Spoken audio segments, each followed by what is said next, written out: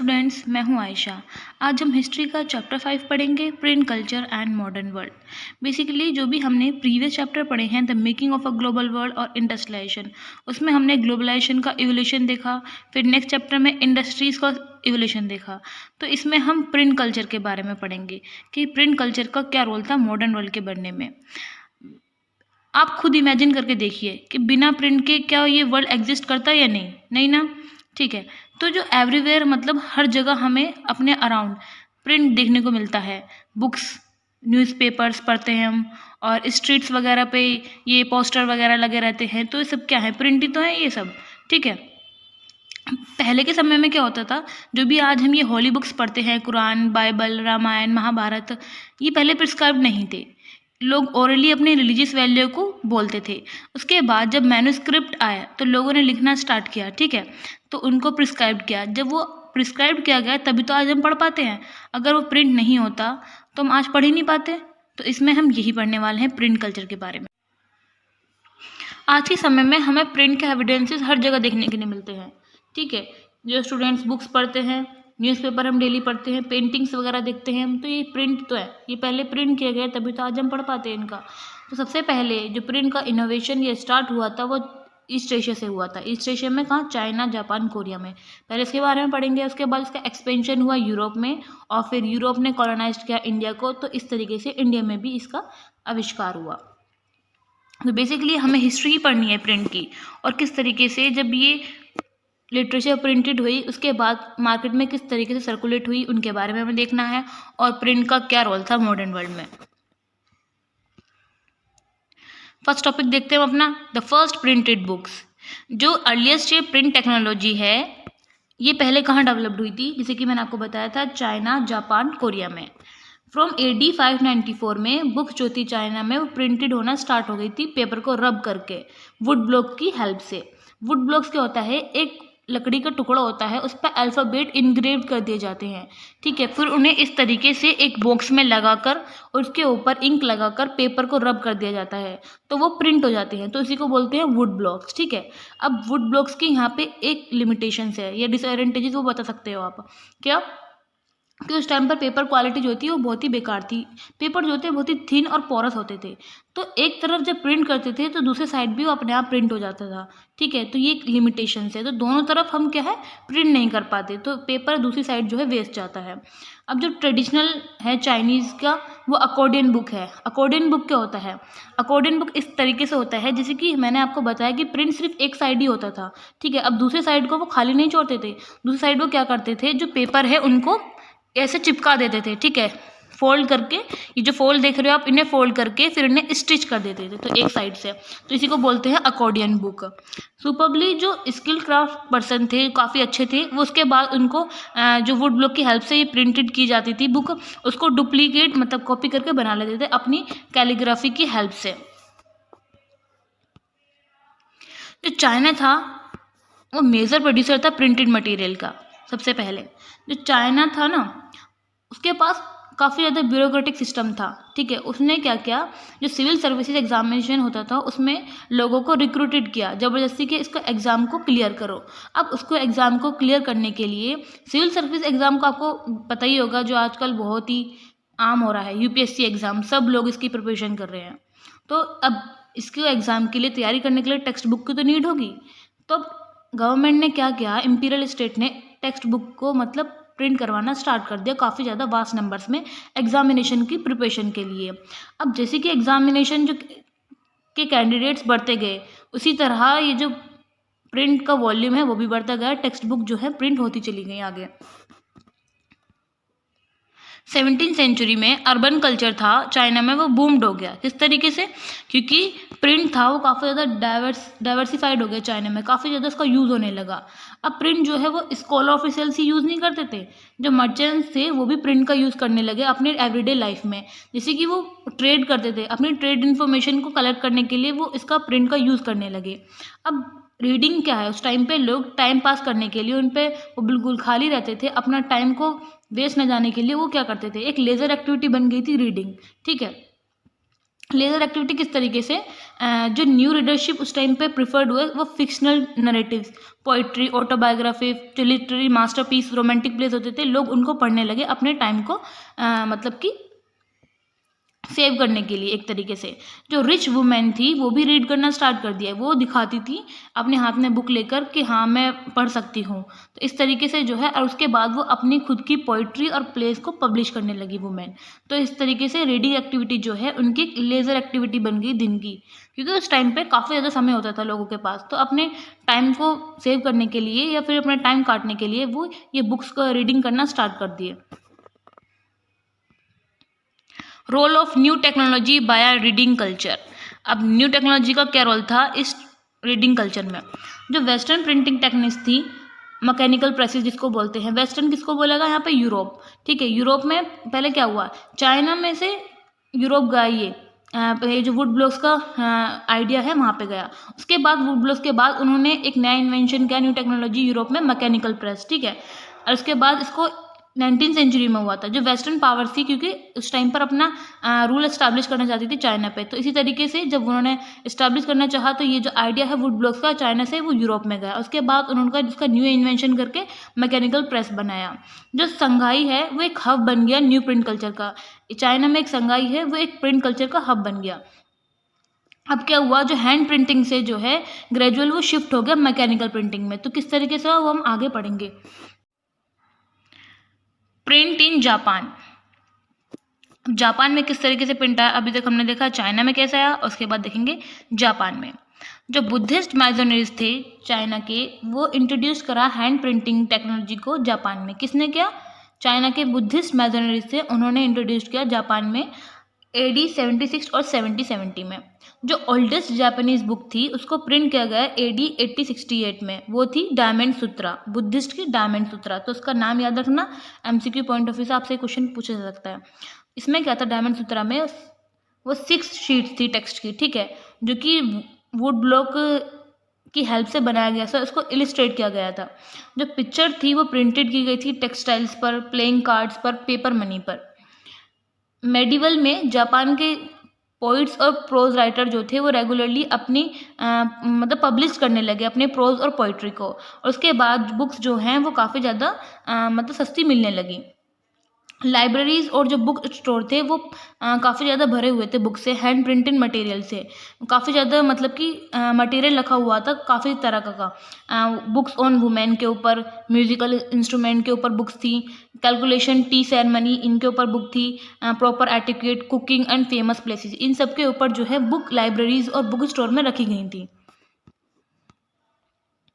Second topic पढ़ते हैं अपना, प्रिंट कम्स टू यूरोप। अभी तक हमने देखा चाइना के बारे में पढ़ा था, जो ईस्ट एशिया, चाइना, जापान। अब हम देखेंगे print comes to Europe, Europe में किस तरीके से आया। सेंचुरीज से मतलब कि काफ़ी सेंचुरी से पहले सिल्क और स्पाइसेस जो थे वो चाइना से यूरोप में जाते थे सिल्क रूट के द्वारा। सिल्क रूट मैंने आपको बताया था the making of a global world chapter में, ये पूरा कनेक्टेड था चाइना से लेके पूरा यूरोप तक। 11वीं सेंचुरी में चाइनीज़ पेपर जो हैं वो यूरोप में पहुँचे सेम रूट के द्वारा इसी। अब मैंने आपको बताया था लोग जब स्पाइसेस और सिल्क ये सामान ट्रैवल हो रहा था, लोग भी साथ में ट्रैवल कर रहे थे। तो अब वो ट्रैवल करते थे साथ में, उनका लिविंग स्टैंडर्ड और वो क्या खाते थे, फूड वगैरह क्या पहनते थे, कपड़े वगैरह, ठीक है, वो भी ट्रांसफ़र होते थे साथ में उनके। तो ऑब्वियस बात है पेपर भी वहाँ पे गए होंगे। देन 1295 में मार्को पोलो ये पर्सन थे, ये इटली से वापस आए, सॉरी इटली में वापस आए चाइना को काफ़ी साल के बाद, मतलब कि काफ़ी सालों तक उन्होंने एक्सप्लोर किया चाइना को। उसके काफ़ी सालों के बाद वो इटली में वापस आए और अपने साथ वो नॉलेज लेकर आए वुड ब्लॉक की। उन्होंने वुड ब्लॉक सिस्टम देखा था चाइना में, उसके बाद वो यूरोप में इस सिस्टम को, आइडिया को लेकर आए। अब जो इटालियंस थे उन्होंने भी बुक पब्लिश करना स्टार्ट कर दी, वुड ब्लॉक की के थ्रू वो बुक्स बनाते थे और उनको पब्लिश करते थे। फिर ये जो टेक्नोलॉजी है वो काफ़ी जल्दी ही पूरे यूरोप में स्प्रेड हो गई। अब जो लग्जरी एडिशन है वो अभी भी हाथ से लिखे जाते थे एक्सपेंसिव वेलम पर, ठीक है। वेलम क्या है? एक वेलम, ये आप पेपर देख रहे होंगे, ये पूरा वेलम होता है। ये क्या होता है? एनिमल की स्किन को सुखाया जाता है, जब इस तरीके से सुखाया जाता है जब तक वो इस तरीके से एक पूरा थिन पेपर ना बन जाए, तो इसी को वेलम बोलते हैं। उसके बाद इस पर हाथ से लिखा जाता था, ठीक है। ये जो वेलम था वो यूज़ करते थे एरिस्टोक्रेटिक और जो रिच पर्सन थे वही इनको पढ़ते थे। अब जो मर्चेंट्स और स्टूडेंट है यूनिवर्सिटी में टाउन के, वो ये जो वेलम होता था इसकी जो मतलब कि प्रिंटेड कॉपीज़ होती थी उसको खरीदते थे, क्योंकि वो इतने रिच नहीं है, ठीक है, तो वो वेलम नहीं यूज़ कर सकते, उनको नहीं पढ़ सकते, और ठीक है, तो उन्होंने जो प्रिंटेड कॉपीज़ होती थी वो उनको ही पढ़ते थे। अब जो डिमांड है बुक्स की वो इंक्रीज़ होती जा रही है डे बाय डे। जो बुक सेलर्स हैं पूरी यूरोप में, उन्होंने एक्सपोर्ट करना स्टार्ट कर दिया यूरोप की काफ़ी सारी कंट्रीज़ में। अब बुक फेयर भी वहाँ पे लगना, मतलब बुकों का मेला भी वहाँ पे लगने लगा डिफरेंट प्लेसेस में यूरोप में। अब जो प्रोडक्शन है हैंड रिटन मैन्युस्क्रिप्ट का, वो इतनी डिमांड इंक्रीज़ हो रही थी बुक को, उसकी डिमांड को सेटिस्फाई नहीं कर पा रही थी, ठीक है, क्योंकि मैन्युस्क्रिप्ट को ये जो हैंड रिटन से लिखने का काम होता था उसको काफ़ी समय लगता था। अब डिमांड इतनी डे बाय डे इंक्रीज़ हो रही है तो वो उसकी डिमांड को फुलफ़िल नहीं कर पा रही थी मैन्युस्क्रिप्ट। तो आपका यहाँ पे क्वेश्चन ये राइज होता है, एग्ज़ाम पॉइंट ऑफ व्यू से ये अच्छा क्वेश्चन है, आपको आ सकता है, ये शायद आ भी चुका है, मैंने देखा था बोर्ड के एग्ज़ाम में, ये नहीं पता कौन सी ईयर में। Why manuscript were not used in everyday life, या फिर और करके आ सकता है, why hand written manuscript could not satisfy the increasing demand for books. अब देखते हैं कि मैन्युस्क्रिप्ट एवरीडे में लाइफ में क्यों नहीं यूज़ कर सकते थे, ठीक है, या फिर इंक्रीज जो डिमांड हो रही थी उसको क्यों नहीं फुलफिल कर पा रही थी। पहला रीज़न क्या है, जो उसकी कॉपी करना होता था मैन्युस्क्रिप्ट की वो बहुत ज़्यादा एक्सपेंसिव होता था, ठीक है। अब जो लिबेरियस टाइम एंड कंज्यूमिंग बिजनेस था ये, मतलब कि एक तो बहुत ही महंगा था ये बिजनेस, ठीक है, करना, उस पर लिखना, और उसके बाद बहुत ही टाइम कंज्यूमिंग था, काफ़ी ज़्यादा समय लगता था इसको लिखने में, इसको डिज़ाइन करने में। जो मैन्युस्क्रिप्ट जो थी वो बहुत ही फ्रेगाइल होती थी, या फिर मतलब कि उसको ईजिली हम एक जगह से दूसरी जगह लेके भी नहीं जा सकते, ठीक है, उसको बहुत ही ऑकवर्ड होता था उसको हैंडल करना, और वो जो है ईजिली हम उसको रीड भी नहीं कर पाते थे, ठीक है। ये सर्कुलेशन है रिमेन लिमिटेड, मतलब कि इसका सर्कुलेशन है वो लिमिटेड ही रह गया, क्योंकि उस टाइम पर मैन्युस्क्रिप्ट पे बहुत क्या, पेपर भी बहुत एक्सपेंसिव थे, और उस पर लिखना, उसको डिज़ाइन करना पूरी तरीके से बहुत टाइम कंज्यूमिंग लेता था, तो इसलिए इसमें एवरीडे लाइफ में मैन्युस्क्रिप्ट को यूज़ नहीं कर पाते थे लोग, और वो बहुत ही एक्सपेंसिव होते थे, लोग खरीद भी नहीं पाते थे, जो पुअर पीपल थे वो तो अफोर्ड ही नहीं कर पाते थे इनको, और ईजिली समझ भी नहीं पाते थे इसको। तो यही है लिमिटेशन एक तरीके से मैन्युस्क्रिप्ट की, एग्जाम में आ सकता है, तो आप लिख सकते हैं इन 5 पॉइंट को अच्छे से एक्सप्लेन करके। अब यहाँ पे आए ग्यूटनबर्ग, उन्होंने फर्स्ट प्रिंटिंग प्रेस डेवलप की थी 1430s में। इन्होंने क्यों डेवलप की थी? क्योंकि मैन्युस्क्रिप्ट जो है वो सेटिस्फाई नहीं कर पा रही थी उसकी नीड को, तो उन्होंने एक प्रिंटिंग प्रेस डेवलप किया 1430s में, जिससे कि काफ़ी ज़्यादा हेल्पफुल हुआ बुक को प्रिंट करने में। Gutenberg and the printing press, Gutenberg ने किस तरीके से, मतलब ये जो आइडिया था प्रिंटिंग प्रेस का कहाँ से आया उनके बारे में हम पढ़ेंगे। जो ग्यूटनबर्ग थे वो सन थे मर्चेंट के, ठीक है, और वो काफ़ी ज़्यादा लार्ज स्केल पे एग्रीकल्चर स्टेट को उन्होंने देखा था। वो अपने चाइल्डहुड से ही उन्होंने वाइन और ओलाइव प्राइसेस को देखा था, ठीक है। वाइन क्या होता है, मतलब ओलाइव प्राइसेस क्या होता है, तेल वगैरह, उसको एक तरीके से बिल्कुल निचोड़ के निकाला जाता है, ठीक है ना, प्रेस करके बिल्कुल, तो इसी के आइडिया से वो इन्फ्लुएंस हुआ। आगे देखते हैं किस तरीके से इन्होंने एक आइडिया, मतलब कि आर्ट उसको सीखी थी, पॉलिशिंग स्टोन को, मतलब कि स्टोन को पॉलिश करना, उसको शेप देना, ठीक है। उसके बाद वो एक गोल्ड स्मिथ बन गए, सोनार, ठीक है, सुनहार बन गए वो। उसके बाद उन्होंने ये जो मोल्ड्स है, मतलब कि वो जो मोल्ड्स वगैरह होते हैं उनको डिज़ाइन करा। मोल्ड्स क्या होते हैं मैं आपको पिक्चर दिखाती हूँ, इस तरीके से ये मोल्ड्स होते हैं, ये आप पिक्चर देख रहे होंगे, ये मोल्ड्स होते हैं, ठीक है। लकड़ी पर इसको डिज़ाइन किया जाता है। इसके अंदर फिर क्या होता था, गोल्ड और सिल्वर को इसके अंदर डालते थे, और उसके बाद ये ज्वेलरी बन के इस तरीके से आ जाती थी, तो इसी को बोलते हैं मोल्ड्स।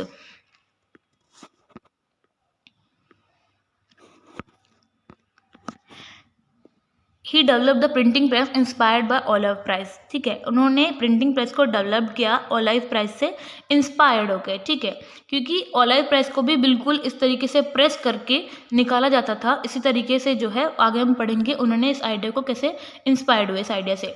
तो वो क्या थे, वो मोल्ड्स पे वो पहले डिज़ाइन बनाते थे ज्वेलरी वगैरह को बनाने के लिए। अब क्या करने लगे, वो उस मोल्ड्स पे वो अल्फ़ाबेट बनाने लगे। तो उन्होंने अपनी प्रिंटिंग प्रेस की हेल्प से अपनी फर्स्ट बुक पब्लिश की थी, प्रिंट की थी, बाइबल, जो होली बुक है, ठीक है। इसकी जो 180 कॉपी जो थी वो प्रिंट की गई थी और उसको प्रिंट करने में पूरे 3 साल लगे थे इस बुक को बनाने में। The new technology did not displace the art of producing books by hand. मतलब जो न्यू टेक्नोलॉजी थी प्रिंटिंग प्रेस, वो इजीली डिस्प्लेस नहीं कर पाई जो प्रोड्यूसिंग बुक्स मतलब हाथ से बनाई जाती थी उनको। क्यों? क्योंकि जो प्रिंटेड बुक्स थी वो मैन्युस्क्रिप्ट से ही लेकर लिखी जाती थी। उसका जो अपीयरेंस और लेआउट था वो सेम मैन्युस्क्रिप्ट की तरह रहता था। और जो बॉर्डर्स थे प्रिंटिंग बुक्स में वो हाथ से ही इलिस्ट्रेट किए जाते थे। तो फ़ायदा ही क्या हुआ जब उसमें हाथ से ही काम करना पड़ रहा है। बुक्स थी जो रिच लोग प्रेफर करते थे मैन्युस्क्रिप्ट को, उसमें क्या होता था, एक साइड में स्पेस खाली छोड़ दिया जाता था जिससे कि जो रिच पीपल हैं वो अपने अकॉर्डिंग उसको डेकोरेशन कर सकें या फिर कुछ लिख सकें। 100 ईयर्स का जो समय था 1450 और 1550 के बीच का, इसमें प्रिंटिंग प्रेस जो थी वो सेटअप की गई थी यूरोप की काफ़ी सारी कंट्रीज़ में। 15th सेंचुरी में 20 मिलियन कॉपी जो थी प्रिंटेड बुक्स की वो यूरोप की मार्केट में फ्लड की गई। अब इस वजह से जो शिफ्ट हो रहा था हैंड प्रिंटिंग से मैकेनिकल प्रिंटिंग में, इसी वजह से हुआ प्रिंट रेवोल्यूशन। तो हम आगे इस टॉपिक में पढ़ेंगे print revolution. Third topic start करते हैं हम अपना, the print revolution and its impact. अब बेसिकली ये एक डेवलपमेंट नहीं था बुक को प्रोड्यूस करने का। इसने क्या हुआ, प्रिंट से जो पीपल की लाइफ है वो पूरी ट्रांसफर कर दी। उनके जो रिलेशनशिप हैं वो बिल्कुल चेंज हो गए, इन्फॉर्मेशन आ गई उनके पास, काफ़ी ज़्यादा नॉलेजेबल हो गए वो। इस वजह से इनकी जो वर्ल्ड को देखने का तरीका है वो पूरा चेंज हो गया, उनके आइडियाज़ वो भी बिल्कुल चेंजेस हो गए। तो क्या क्या कैसे चेंज हुए वो हम आगे पढ़ते हैं। A new reading Republic, book को रीड करने से किस तरीके से पब्लिक में चेंज आया वो देखते हैं हम अपना। प्रिंटिंग है, उसने जो बुक्स को बनाने की कॉस्ट है वो बिल्कुल रिड्यूस्ड कर दी, कम कर दी। अब जो लेबर का टाइम है वो भी इससे बचा, वो कम समय में ज़्यादा बुक प्रोड्यूस कर सकते हैं। अब जो मल्टीपल कॉपीज़ हैं वो भी प्रोड्यूस कर सकते हैं एक साथ में। और जो अर्लियर रीडिंग थी, मतलब जो पहले रीड करते थे वो सिर्फ इलहाइट्स पीपल थे, वो ही रीड कर पाते थे, ठीक है। अब क्योंकि जो कॉमन पीपल है वो ओरल कल्चर में जीते थे वर्ल्ड में, मतलब कि उनको पढ़ना लिखना नहीं आता था, तो वो ओरली एक दूसरे से अपने रिलीजियस वैल्यू ट्रांसफ़र करते थे। अब यहाँ पे क्या हुआ, एक ट्रांजिशन हुआ हेयरिंग पब्लिक से रीडिंग पब्लिक में। हेयरिंग पब्लिक मतलब कि जो लोग सुनते थे अब वो रीड करना स्टार्ट कर दिए। बट लेकिन यहाँ पे एक प्रॉब्लम आई, क्योंकि यूरोप की जो है लिटरेसी रेट वो बहुत कम था, मतलब कि लोग इतने एजुकेटेड नहीं थे। तो ये ट्रांजिशन होना हेयरिंग पब्लिक से रीडिंग पब्लिक में बहुत सिंपल नहीं था। सो जो प्रिंटर्स ने क्या हुआ, इस सिचुएशन को देखते हुए उन्होंने पब्लिश किए पॉपुलर बैलेड्स एंड फॉकटेल्स। बैलेड्स और फॉकटेल्स के होते हैं, एक टाइप के सॉन्ग होते हैं, तो उनको उन्होंने लिखा, ठीक है, प्रिंट की हेल्प से। और इसमें क्या हुआ, वो साथ में पिक्चर भी इलिस्ट्रेट करते हैं जिससे कि लोगों को ईजी समझ आए। अब क्या हुआ, ये जो विलेज में ये बैलेट्स और फॉकटेल्स वो गाए जाते थे, एक पीपल उनको गाकर सुनाता था विलेजेस में। मतलब कि एक टैवरन्स, टैवरन्स क्या होता है, एक प्लेस होता है जहाँ पे विलेज के पीपल पूरे गैदर होते हैं टाउन्स में। उसके बाद ये बैलेट्स और फॉकटेल्स सुनते थे आराम से बैठकर। Religious debates and the fear of print. अब बुक को रीड करने से क्या हुआ, जो रिलीजियस हैं डिबेट्स होने लगी। कुछ रिफॉर्मर्स हुए कि वो चेंजेस चाहते थे कि उनके रिलीजियस में, और कुछ थे जो बिल्कुल ऑर्थोडॉक्स थे, वो बिल्कुल चेंज नहीं चाहते थे। तो इससे प्रिंट से क्या फेयर हुआ उसके बारे में हम पढ़ते हैं, क्या डर हुआ। अब प्रिंट से क्या हुआ, उसने एक पॉसिबिलिटी क्रिएट कर दी, जो लोगों के आइडियाज़ थे वो सर्कुलेट होने लगे आपस में। तो एक न्यू वर्ल्ड बना डिबेट और डिस्कशन का। लोग आपस में डिबेट और डिस्कशन करने लगे अपने रिलीजियस को लेकर कि ऐसे रिफॉर्म्स होने चाहिए, ये चेंजेस होने चाहिए, ये नहीं होना चाहिए। अब इससे क्या डर हुआ, अगर इस पर कंट्रोल नहीं किया गया प्रिंट पर, तो जो लोग बुक्स को रीड कर रहे हैं वो रेबेलियस हो जाएंगे। और जो इरिलीजियस पीपल हैं, जो रिलीजन को नहीं मानते हैं, उनके थॉट्स जो हैं वो स्प्रेड हो जाएंगे। अब जो इरिलीजियस पीपल हैं उनकी वजह से जो अथॉरिटी है वैल्यूएबल लिटरेचर की, वो डिस्ट्रॉयड हो जाएगी, जिसमें पूरे रिलीजियस के बारे में अच्छा लिखा हुआ है। तो जो इरिलीजियस पीपल हैं, रिलीजियस को नहीं मानते हैं, उनके थॉट्स स्प्रेड हो जाएंगे। तो वो क्या कर देगी, जो लिटरेचर है वैल्यूएबल, जिसको इतना मानते हैं लोग, वो पूरी तरह से डिस्ट्रॉयड हो जाएगी। अब ये जो एनग्जाइटी है वो काफ़ी ज़्यादा वाइड स्प्रेड होने लगी, क्योंकि जो क्रिटिसिज्म है प्रिंटेड का वो लिटरेचर का जो क्रिटिसिज्म है वो होना स्टार्ट हो गया। जो भी लोग क्रिटिसाइज कर रहे थे वो पूरे मार्केट में सर्कुलेट हो रहा था। अब यहीं से एक प्रोटेस्टेंट रिफॉर्मेशन स्टार्ट हुआ। 1517 में क्या हुआ, जो रिलीजियस रिफॉर्मर थे मार्टिन लूथर। रिलीजियस रिफॉर्मर क्या होता है, जो ऐसे लोग जो रिलीजियस में कुछ चेंजेस चाहते हैं तो उनको रिफॉर्मर्स बोलते हैं। तो वो थे मार्टिन लूथर। उन्होंने 95 थीसिस लिखी थी, ठीक है। किसके बेस पे उन्होंने क्रिटिसाइज किया था जो भी प्रैक्टिस और रिचुअल्स है रोमन कैथोलिक चर्च की, जो उस टाइम पर बहुत माने जाते थे चर्च, जो उनके बारे में काफ़ी ज़्यादा लोग उनको मानते थे। तो उन्होंने इसके जो प्रैक्टिस और रिचुअल्स थे उनको क्रिटिसाइज किया और 95 थीसिस लिखे, ठीक है। अब इनके जो क्रिटिसाइज किया, उनकी जो प्रिंटेड कॉपी है वो काफ़ी ज़्यादा मतलब कि जो पोस्ट करवा के उसको प्रिंट करा कर जो चर्च का डोर है, कौन सा चर्च, विटनबर्ग एक चर्च है, ठीक है। उसको चर्च के डोर पर ये जो प्रिंटेड कॉपी थी जिन्होंने क्रिटिसाइज किया था मार्टिन लूथर ने, उनके वहाँ पे डोर पे डाल दी और उनको चैलेंज किया चर्च को कि इस आइडियाज़ पे डिबेट करो। अब जो लूथर की राइटिंग थी, जो उन्होंने क्रिटिसाइज किया था रिचुअल्स और प्रैक्टिस की रोमन कैथोलिक चर्च की, वो इमिडिएटली वो पूरे इसमें उसको रिप्रोड्यूस्ड, मतलब कि दोबारा प्रिंट किए जा रहे हैं काफ़ी वास्ट नंबर्स पे, और लोग उसको वाइडली रीड भी कर रहे थे, ठीक है। अब इससे क्या हुआ है, एक डिवीज़न हो गया, लोगों ने उनको बारे में पढ़ा, लोगों को भी लगा कि हाँ ये गलत हो रहा है, तो उनको क्या हुआ, इससे वजह से जो चर्च का डिवीज़न हो गया और जो है प्रोटेस्ट रिफॉर्मेशन स्टार्ट हो गया, ठीक है। तो मार्टिन लूथर ने क्या रिफॉर्मेशन स्टार्ट किया, तो उसके बारे में आ सकता है, तो आप अच्छे से पढ़ लेना। तो मार्टिन लूथर ने एक बात कही थी, ठीक है। उन्होंने कहा printing is the ultimate goal of God on the greatest one. मतलब कि प्रिंटिंग जो है वो गॉड का एक अच्छा दिया हुआ गिफ्ट है, ठीक है। Print and dissent. अब डिसेंट आइडियाज़ के बारे में हम पढ़ते हैं। एक पर्सन थे मैनोको, उनके बारे में हम पढ़ेंगे। अब प्रिंट जो था, जो पॉपुलर रिलीजियस लिटरेचर थी, लोग उनको इंटरप्रिटेशन करने लगे उनके फेथ पर, जो भी इनके वैल्यूज़ है रिलीजियस, उन पे इंटरप्रिटेशन करने लगे, अपने उनको क्रिटिसाइज करने लगे, ठीक है। वो लोग जो कम पढ़े लिखे थे वो लोग भी इसको क्रिटिसाइज करने लगे। 16th सेंचुरी में मैनोको एक पर्सन थे जो मिलर थे इटली में, उन्होंने री इंटरप्रेट किया जो भी बाइबल में मैसेज दिया हुआ है उसको, मतलब क्रिटिसाइज किया कि बाइबल में जो मैसेज दिया है कि वो गलत है, ठीक है। उसको री इंटरप्रेटेड किया। किसने किया था, मैनोको ने। तो याद रखना आप, मैनोको एक पर्सन है जिन्होंने री इंटरप्रेट किया बाइबल के मैसेज को। उनको इनक्वेशन के लिए 2 बार बुलाया गया। इनक्वेशन क्या होता है, इनक्वेशन होता है कि एक रोमन कैथोलिक कोर्ट होता है, जैसे कि आज सुप्रीम कोर्ट होते हैं, तो उस टाइम पे रोमन कैथोलिक कोर्ट होते थे। वहाँ पे जो भी रिलीजियस के अगेंस्ट बोलता था उनको बुलाया जाता था। तो वहाँ पर वो डिसाइड करते थे कि उनको पनिशमेंट देनी है या नहीं। तो इनक्वेशन के लिए 2 बार बुलाया गया था मैनेको को, ठीक है। दूसरी बार में उनको एग्जीक्यूट कर दिया गया क्योंकि वो रिलीजियस के अगेंस्ट बोल रहे थे बाइबल के। एग्जीक्यूट मतलब उनको मार दिया गया। अब जो रोमन चर्च है वो काफ़ी ज़्यादा मतलब सोच में पड़ गए, मतलब कि उनको डर लगने लगा कि ये जो फेथ के ऊपर, रिलीजियस के ऊपर क्वेश्चन उठाए जा रहे हैं, इसके लिए उनको काफ़ी ज़्यादा वो डर गए इस चीज़ से।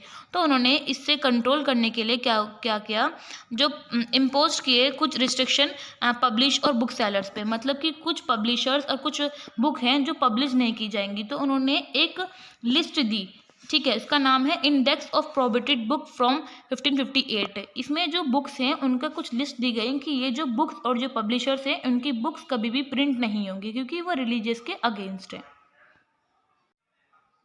तो यहीं पे क्वेश्चन आपका आता है इस टॉपिक के ऊपर, why some people fear that the development of print lead to the growth of dissenting ideas. मतलब कि लोग क्यों डर रहे थे प्रिंट के डेवलपमेंट से कि वो आइडियाज़ जो हैं डिसेंटिंग आइडियाज़ को ग्रोथ कर रहे हैं। मतलब कि प्रिंट के जो डेवलपमेंट हो रहा है, लोग उसको रीड कर रहे हैं, तो आपस में उनके जो आइडियाज़ हैं वो जो प्रिंट के डेवलपमेंट जो लिटरेचर है उनको क्रिटिसाइज़ कर रहे हैं। तो इस तरीके से लोग क्यों डर रहे थे इसको एक्सप्लेन करना है अच्छे से। तो ये वीडियो हमारी यहीं ख़त्म होती है। नेक्स्ट जो टॉपिक है वो हम आगे की वीडियो में पढ़ेंगे। तो मिलते हैं नेक्स्ट वीडियो के साथ।